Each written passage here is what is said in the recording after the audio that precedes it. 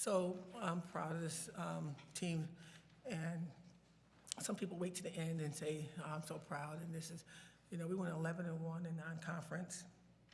We put a schedule together that was going to be competitive, but also opportunity to have success. And one thing it has to be is injury-free. The kids have to show up, and I tell you, I'm one really blessed coach to have the ability to pick 15 young ladies who are now my daughters, but also to receive me the way I am. I'm a tough coach. Their dreams are so impactful and so important to me that I get after them really hard, but it's with love and understanding that they have dreams. And I received that, and our 8 kids that came in have been extraordinary. Our 7 have been so receptive to receive the new people, and it's just now one family. And we're going to celebrate this, and we're going to really enjoy what we've done for non-conference, and then come back and get after getting ready for ACC. Take questions from student athletes and Justin Gershon, Syracuse.com. Shai, what have you seen most, like, this team's grown throughout this non-conference slate?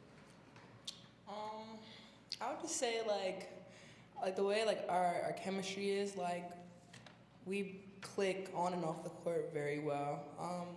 Compared to last year, like, this team, like, even when basketball practice is over and we're done with classes, we still just choose to hang out with each other after hours and just do anything together. We just love being around each other. I feel like us being around each other so much just helps us more when we get on the courts together. So definitely just, our chemistry, being around each other. Christian Locker, 24/7. Just an unbelievable crowd today. What was it like playing in front of all those kids just losing their minds after? It felt like every time you dribbled the ball, they were freaking Screaming. Okay. I mean, it's great. It's just a great environment. I mean, I feel like it just feels like our community is, like, there for us and supporting us. I mean, even though, like, today was just kids, but, like, I mean, we would love to have that people at every single game that we play. I mean, I feel like it would just raise the environment so much and just help this community for women's basketball here. So, yeah. Absolutely. Yeah, I was having fun. It was incredible seeing those children coming here, and they look so happy, like, cheering for us. And just so unfortunately, we did not hit 6-7.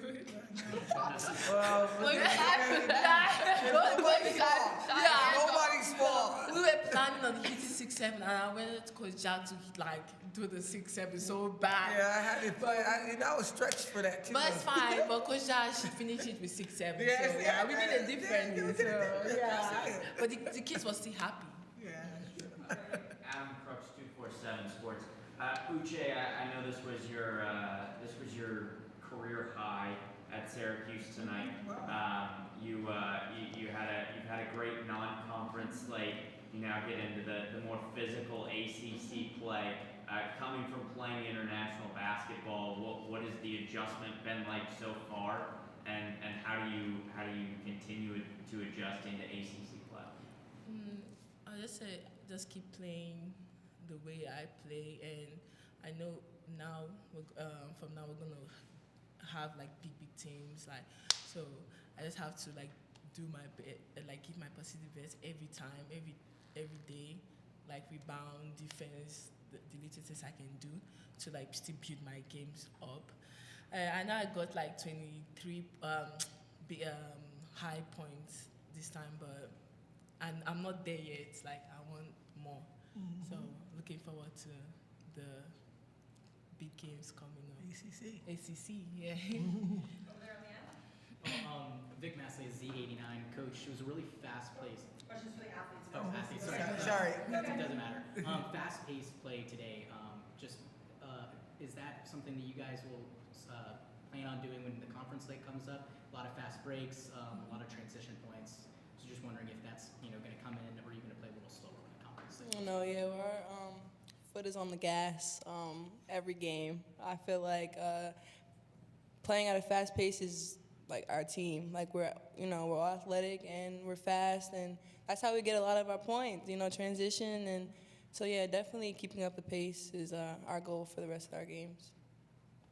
I guess for anybody, where do you guys think you need to improve most getting into ACC play? Our defense. Mm-hmm. Yeah, defense. What else, Keith? To expand on defense, I think picking up in transition, just talking and being on the same page with each other, like knowing what we're in, being on the same page. Subs come in, like what are we in? What are we doing? Just being physical, not fouling. And, yeah, I think that's our main goals. Last two questions to the student athletes. We'll go to Andrew and then Lisa. Andrew Del Piano from Z tonight. Kira, you had a double-double today, but the most important part was your teammates. They were so happy to see you get that mark. What did it mean for you to see them kind of proud of that moment that you had? Yeah, I'm just so blessed to have such great teammates this year, and it just means a lot to me. I think I struggled a lot in the beginning of the season, and I was just wondering like why things weren't clicking. But just to have my teammates and my coaches by my side like the whole time, and just to stay with me, even when things got like really tough. I'm just super happy and blessed that they still believe in me and they wanted success for me, which is what we all want for each other at the end of the day. Last question for the athletes. Uche, we learned after last game that you used to get a little bit frustrated in practice. How have you kind of seen yourself grow and kind of just adapt to the college game since then? Dominique be beating her up. Oh, I was frustrated. The last game? Just like when you got here in practice, criticism and pointers you heard, you got a little frustrated. How have you kind of adjusted to that and taken that to kind of improve going forward? Yeah, having Coach Jackie on side, she always, She do. She helps her. yeah, she helps us a lot. Like, there's nothing you can drop your head down. She's always like motivating, like put your head up, like so that motivation. You cannot just drop your head. Keep pushing, see, like positive vibe, positive energy every day. Yeah. Thank you. Thank you guys. Thank you. I'll see you guys. Safe travels, okay? No, Thank you. okay, All right. Love you guys.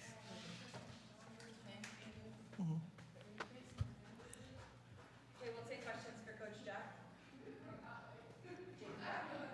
Coach, not only as the coach of this team, but also as someone who's from Syracuse, what did that crowd, second biggest crowd in program history, mean to you to have that?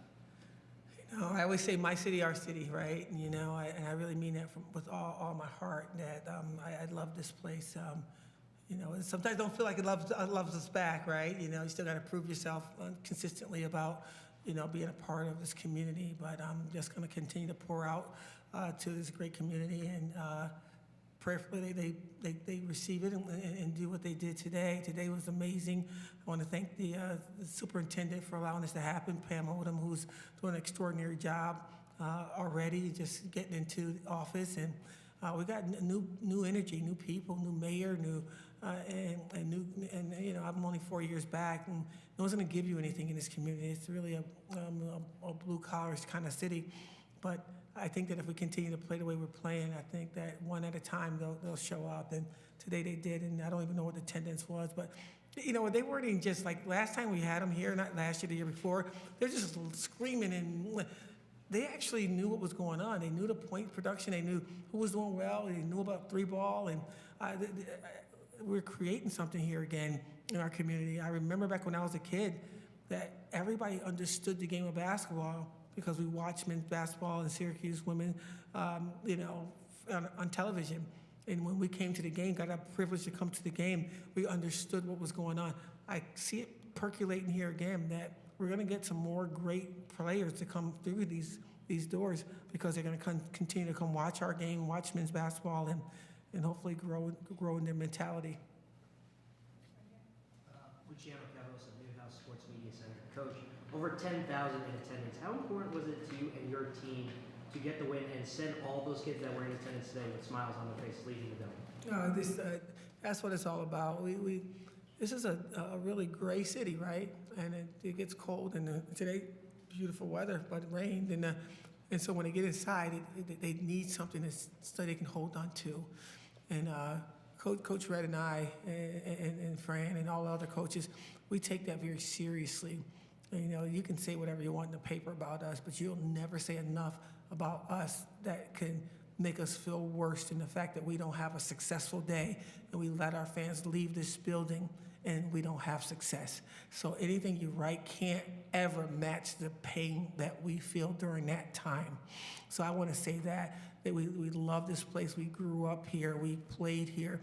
And when we can have an opportunity, we can beat a team the way we did, and everybody's waving and thinking, and it's may not be tomorrow, but you got this today. We got right now. We got this moment, and I am so blessed, and I give honor to God for allowing me to be a witness to 10,000 people leaving this building with a smile on their face. Coach, you just wrapped up the non-conference slate. What's kind of your message to the team heading into ACC play? Enjoy. You gotta enjoy wins. You gotta enjoy success. You gotta celebrate it, and that's what took us long in the locker room. We pointed it out. Each and every person that's connected with this program has really helped us get to this point. We certainly want to continue on. We certainly want to get the postseason. We certainly want to win the ACC championship and all that fun stuff. That's tomorrow. But right now, we celebrate the fact that we put a schedule together, and we thought we can have success, and we really did a fantastic job. And I want those young ladies to drive, fly, leave here understanding they are doing something different that hasn't happened in a long time. We're putting Syracuse women's basketball back on the map. And what did you learn just over the first 12 games about your team? Resiliency. We're resolute. We're not going to apologize for who we are. We're coming the way we come. Everybody want to say, when this how this team played, this how that team played, what are you going to do to adjust? We're not adjusting. We're coming through your chest. We're blue collar, and we're coming. We might get caught with traps and presses, and we may not shoot the three ball the way people want us to do. We're going to shoot it anyway because we practice it. We're going to be resolute in what we stand for. We're going to be convicted in our story and our dreams, and we're going to believe that the mirror says we matter too. Maybe nobody else can see it. If they do, great. If they don't, you got your eyes and you can see it, and we want us to believe that we are enough. Coach, you have 9 days until that Duke game, so what does that look like from now until then? I mean, I assume you give your players a chance to go home. Yeah, they'll go holidays. home. What does that look like? They'll go home, and they'll come back we'll practice on Christmas Day, try to give them as much time as they can to just kind of digest what we just went through, and we'll come back Christmas Day practice and start getting ready for the next game ahead, and that's Duke University. Last two questions for Coach, when you go to Jake. Coach, I know you can't use any names, but it came out last night that there's a certain very highly rated recruit who's going to be visiting Syracuse. Do you view that as a sign that, you're continuing to make progress? What does being in that race mean for the program? I don't ever like to toot my horn or my coach's horn, but I'm really good at recruiting young people. And I help them understand the story that we can write together for them in particular. We have been now placed in a position where we're the equal playing field with rev share, and now I just got to be myself, right? As long as we continue to understand women's basketball as a viable option at this institution, and continue to give us what we think that we deserve. And I got to continue to go out and raise money too, which she's telling me who to go talk to. I'll shake and I'll shake. And I'm willing to do that. But when it comes to communicating with the young people, we've turned down top 20 kids to come to Syracuse because they didn't fit our character. Our CAB is very important. Our character's first, academics second. We have a young lady who's almost at a 3.2 GPA, but she got a C+ in the class that she don't think that she earned. She thought she earned a B+. We were in the meeting yesterday figuring out how to write that professor a letter and understanding that kid deserves more when it comes to her academics. And so that's always going to be second. But when it comes to basketball, we're very good. As long as this university can continue to support us with rev share and NIL opportunity. This is a great city. We can bring them here. I promise you, I brought them everywhere throughout the country. And this little kid named Deasia Fair could have went to, she could have went to South Carolina. She could have went to Miami, Arizona. The financial piece was way higher than ours, but we've already built the relationship, and she wasn't going to leave her coach. And that's what we do. We build young people up. But we got to get them in the door first, right? The climate has changed. It's all about financial stuff, and they deserve it because these young people are really gifted.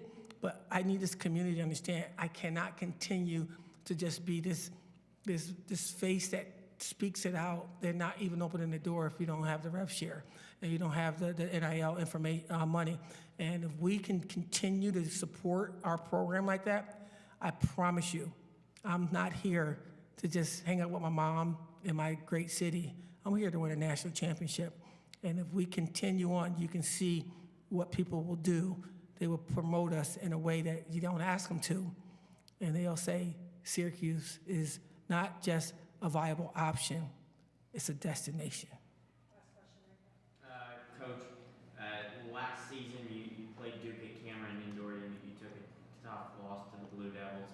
Do you come into this game on December 28th with a little bit of a chip on your shoulder, trying to get them back? You know, a lot of people ask me about this chip thing. I don't do chip stuff. I am too old for that. I don't even remember who I'm supposed to have a chip with. But what I'm going to do is prepare our team to be the best version of Syracuse and give the glory where it belongs to our God. And whatever it's supposed to be, I know He doesn't show favoritism. We're going to give our best effort, and they're going to give their best effort. I think that we're a different team. I think that we're a better team than we were last year.